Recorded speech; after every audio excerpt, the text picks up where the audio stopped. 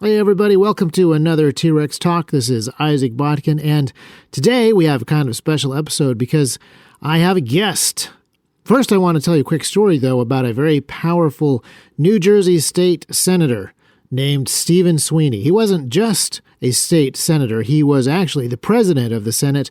He'd been in office for a very long time, held considerable political power, and he was recently beaten in his most recent political race, despite having spent over $300,000 on his campaign. His opponent was a trucker named Edward Durr, who defeated him by a really decent margin, despite spending less than $3,000. There's a whole bunch of reasons why I think that this story would be particularly interesting to T-Rex Arms fans, but I'm just going to play the telephone conversation that I had with Mr. Durr. I hope you find it interesting and as encouraging as I did. So here at T-Rex Arms, we've been working with gun-related stuff for a while, but we also have wanted to get people more involved in their local politics, get more involved in their local communities. Shall we just get into it and just start talking? Sure, whatever you want to do. I feel a little comfortable with talking to you guys. I don't think you're going to be like a CNN. I'll start off a little bit sarcastically. So you recently won a New Jersey election. Clearly, you're related to de Blasio's or Cuomo's or something, or come from big money family. Is that correct? No. I've struggled all my life making ends meet. Let's go back a little bit. So you're a truck driver. What was it that caused you to decide to run for office? I've always had my firearms purchase license. You know, I could buy handguns or shotgun or rifle, whatever I wanted. But I decided I wanted to have a concealed carry. And I did not really pay much attention to politics, so I did not know the roadblocks I would run into when I went and applied. So I went and applied in my local town, and I was basically laughed at. And I had a little bit of an issue with that, given the fact that, as I said, I'm a truck driver who's been driving for 25 years.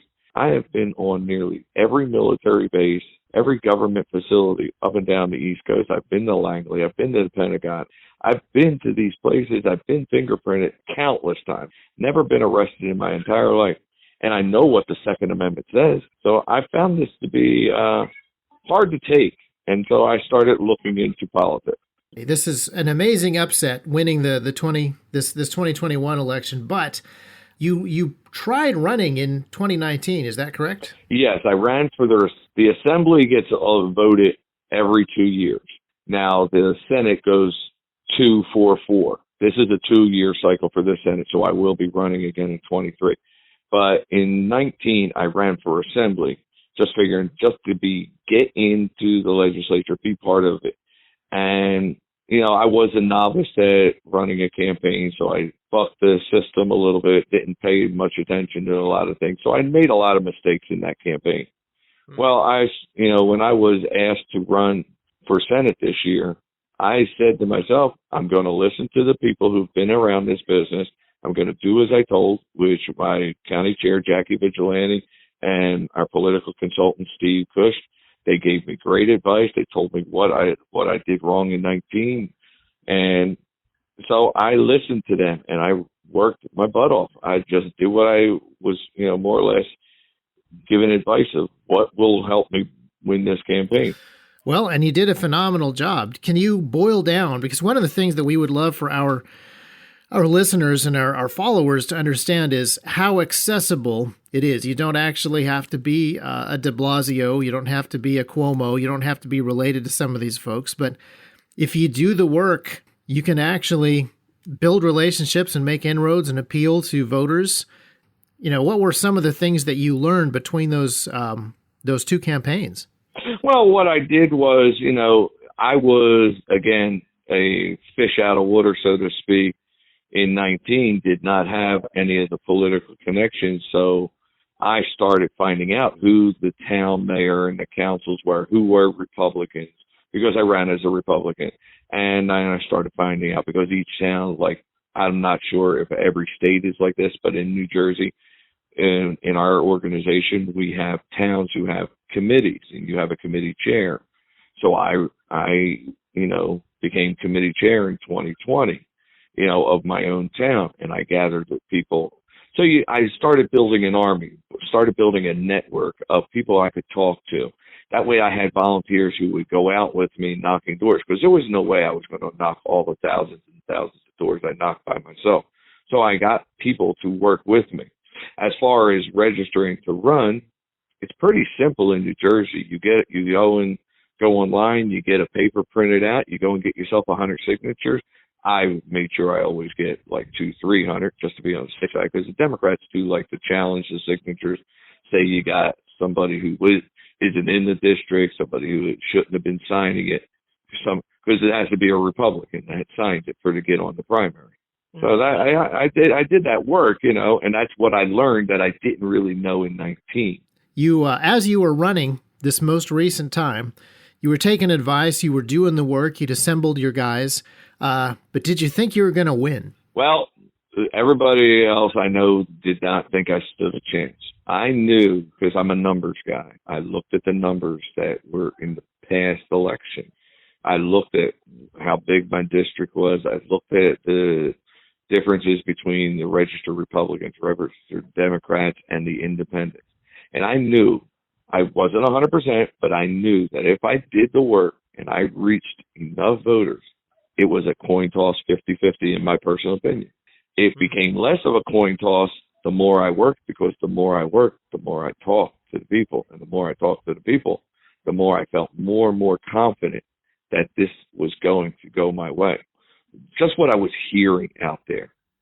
As you were talking to the people, as you were meeting the voters, you were getting a sense of what was the main sense that you were getting from them? The lack of their rights.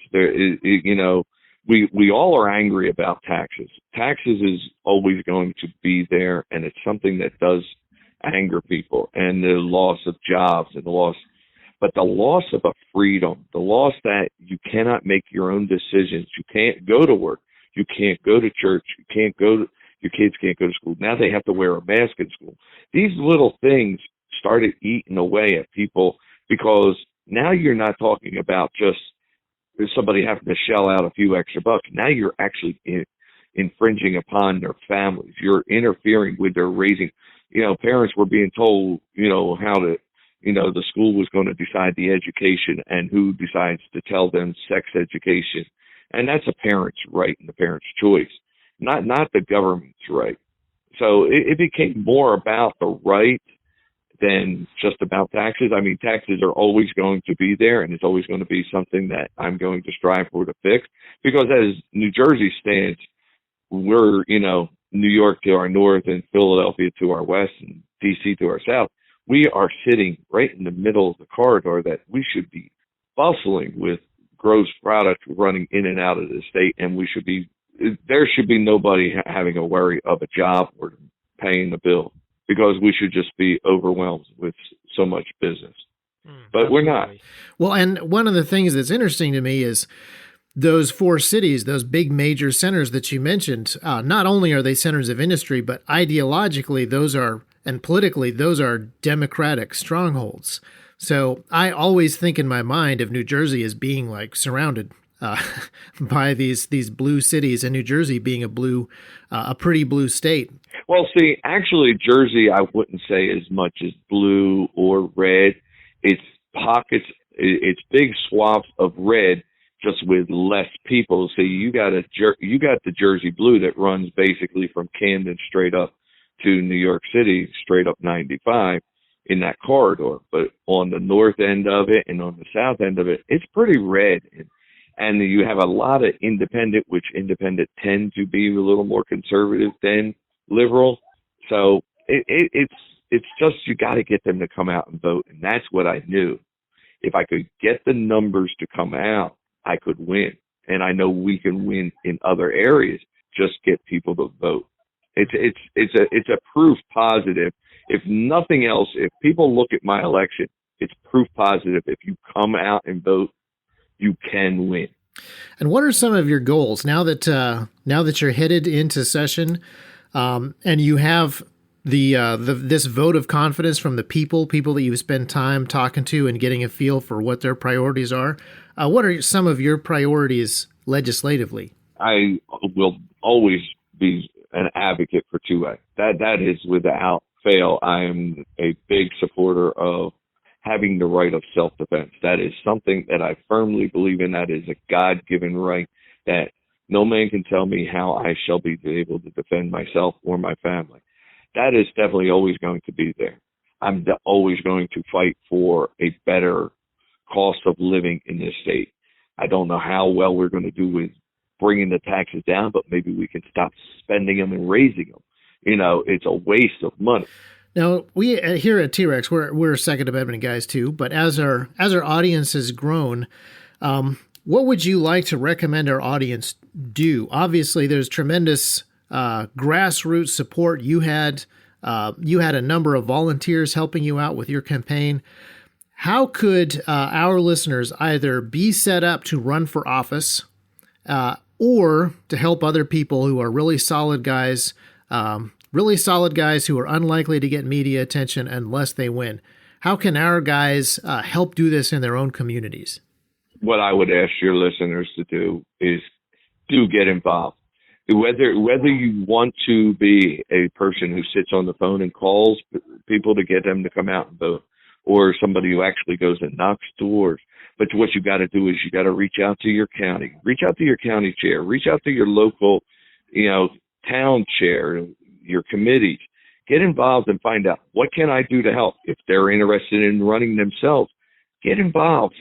Learn the things that are important to the voters. It doesn't matter. School board is very important. People need to get involved in the school board. I'm fortunate that I don't have young children in school, so I don't have the worryment of that, but I do have grandkids.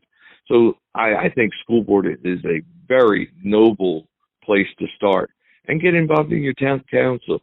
There is all sorts of ways, but reach out to your local county chair and find out, what can you do, and make yourself available. Even if it's one day a week, if it's one day a month, if you're willing to spend that time and give that effort, it will be much appreciated. And then, of course, elections are not cheap. Even though I was able to budget it this time around, I am sure I'm going to spend a little more than what I spent last time, given the fact that I have that major target on my back. For sure.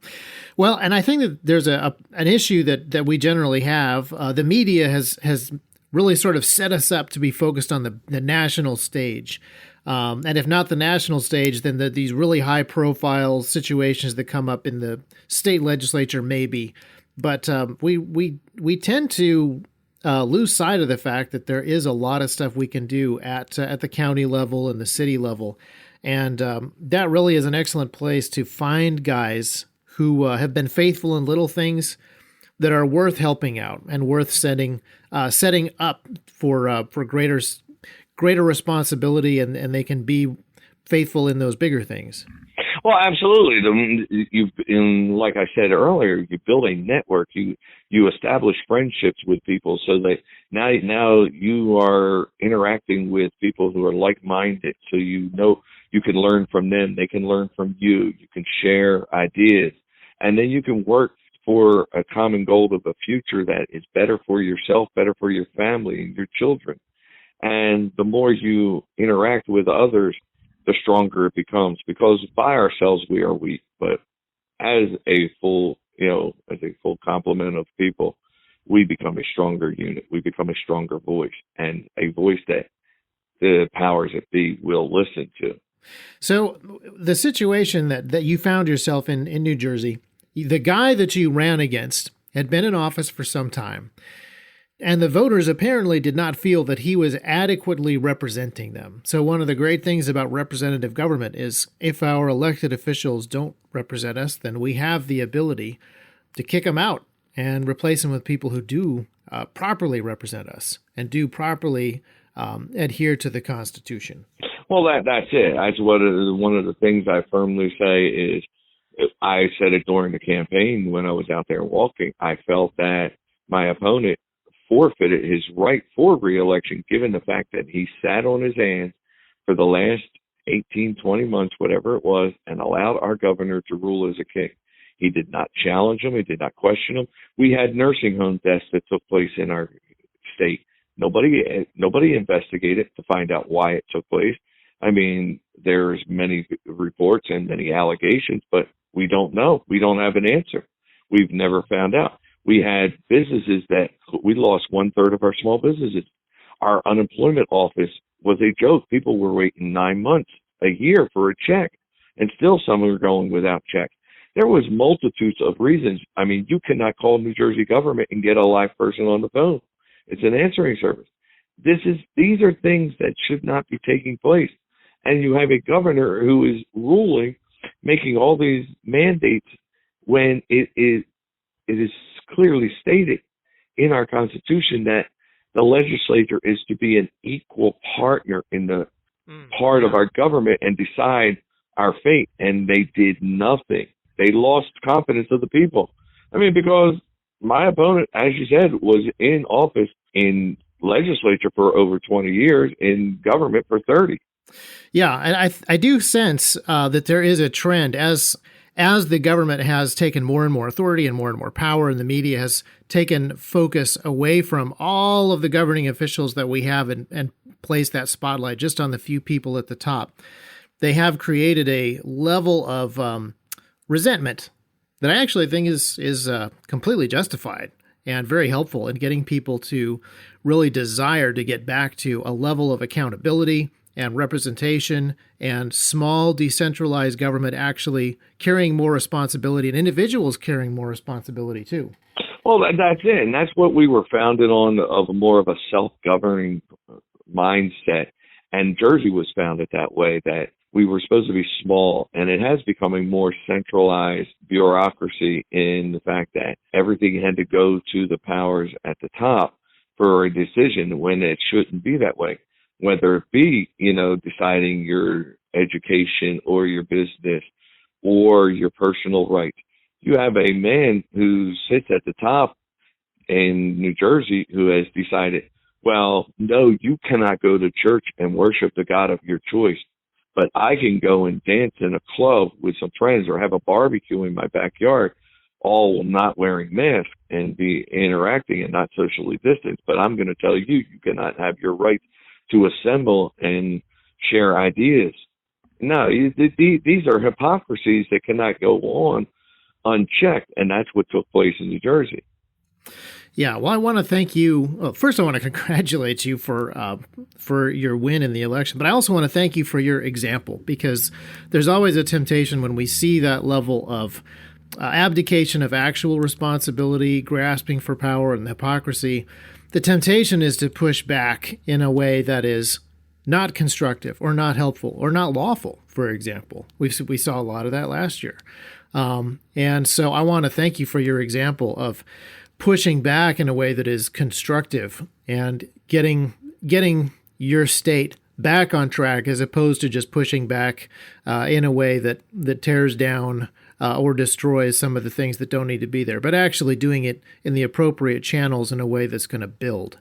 Well, I thank you for that. What I would just ask all your listeners is if they really want to get involved, do so, because I have been, inspired to work harder, and I do plan on pushing back more. And I do know that we can do it if we just continue down this path, because the fight is not over with just my election. The fight has actually just begun. Yeah. Because there is still so much more work to be done, and it can be done if we continue to grow as an organization, as everybody works together and they just focus. Because I say it doesn't matter if you're Democrat or Republican or independent, because the ultimate end is everybody cares about their family, their loved ones. They will lay their life down for their brother, for their sister, for their child, for their mother or father. And this is about your family. You want to fight and, defend them, no matter how it be, whether it be in the courts or whether it be in the election or whether it be doing a march or a rally or just gathering food to help out a neighbor.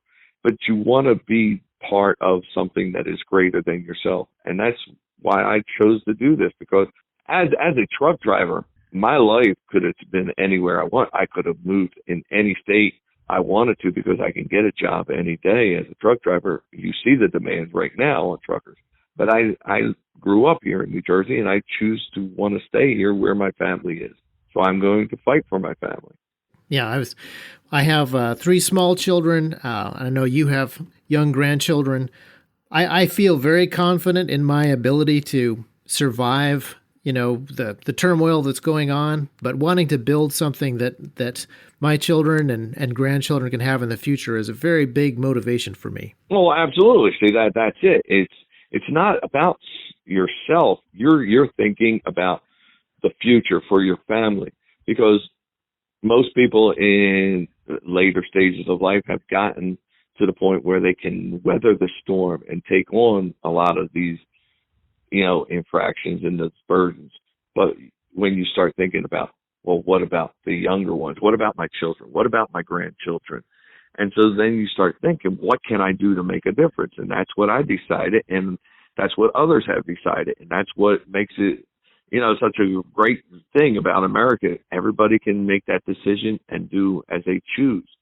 There's other countries you don't have that ability or opportunity. And that's what I love about our country. Yeah.